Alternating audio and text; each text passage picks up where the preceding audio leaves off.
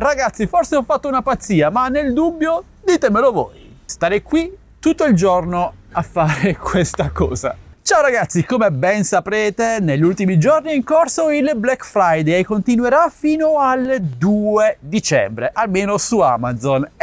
E io ho usato le mie offerte per regalarmi questo. Si tratta dell'Honor Magic V3 e anche il mio primo smartphone pieghevole. Ora, che lui si apra in questa maniera è una figata, ragazzi.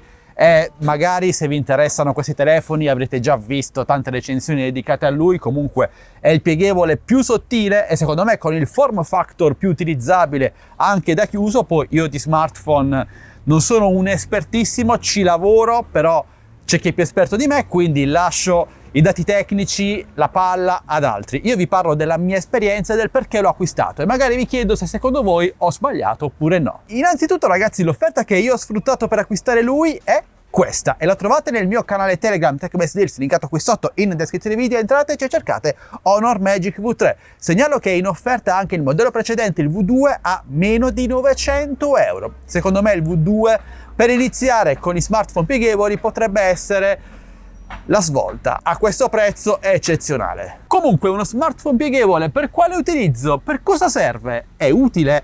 Ragazzi, dipende. Io ho acquistato lui, tra l'altro ragazzi vi faccio vedere quanto è luminoso il display interno alla massima luminosità. Comunque dicevo che l'ho acquistato principalmente per due motivi. Il primo è che essendo io un amante della tecnologia, questo è davvero un gioiellino tecnologico, secondo me al pari del vecchio iPhone 4. Dopo tanti anni in cui l'innovazione tecnologica dedicata agli smartphone era sostanzialmente zero e limitata alle sole fotocamere, tra l'altro ragazzi guardate che bel modulo fotocamera a questo smartphone, beh, avere lui tra le mani ora mi fa dire non tornerei mai più indietro a uno smartphone classico, anche se lo sto utilizzando da pochissimi giorni. È vero che i pieghevoli sono sul mercato già da quando? Da 2019-2020 con il primo Samsung Galaxy Fold, però ora sono arrivati ad un livello tale da essere paragonabili come dimensioni a uno smartphone tradizionale che poi si può aprire e diventare un piccolo tablet.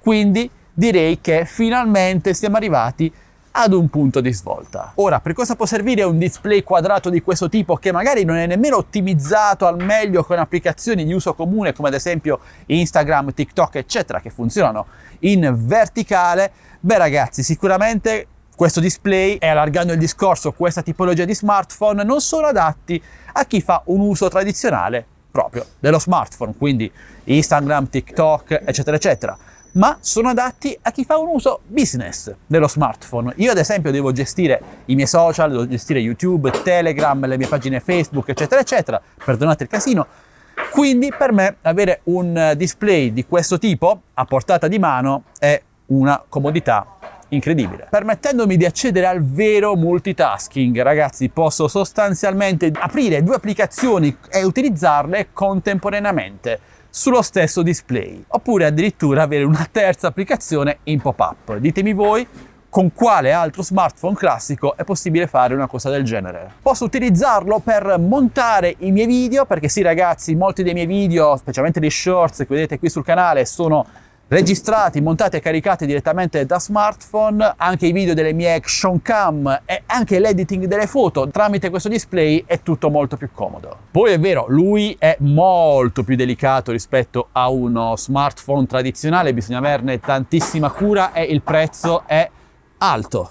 Non è un prodotto per tutti e non è pensato per tutti. È proprio per questo motivo, per questa nicchia di persone a cui è rivolta questa tipologia di smartphone, non so quanto possano diffondersi in futuro, almeno con questo formato ad apertura al libro. Invece per un utente tradizionale che utilizza lo smartphone, il telefono appunto per telefonare, per i messaggi su WhatsApp, per TikTok e qualche altro social, beh, spendere più di 3, 4, 500 euro per uno smartphone oggi secondo me non ha poi tanto senso. Anche perché, diciamocelo chiaramente ragazzi, non è un segreto, si può fare quasi qualsiasi cosa anche con smartphone molto economici. Diciamo che questa è una scelta che io ho fatto essenzialmente per il mio lavoro. Poi sì, potete farci un sacco di cose carine con questi smartphone, potete utilizzare i moduli cam principali come fossero delle selfie cam, una cosa comodissima, insomma possono avere degli usi molto interessanti, anche se secondo me ad oggi il prezzo è ancora molto alto, anche se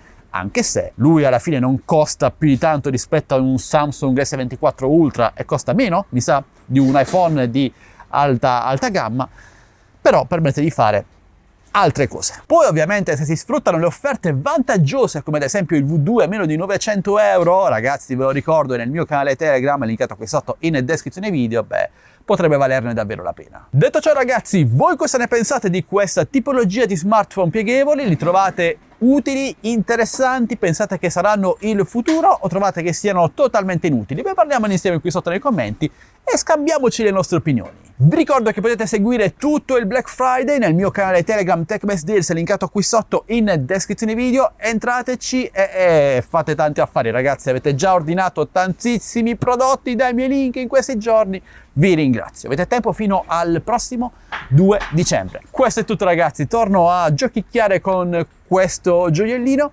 Mi raccomando, dite la vostra con un commento, lasciate un like per supportarmi, condividete questo video a tutti i vostri amici e iscrivetevi al canale. Questo è tutto, vi saluto e vi do appuntamento al mio prossimo video, sempre come vogliate, sempre qui su Addicted to Tech. Alla prossima, ciao ragazzi!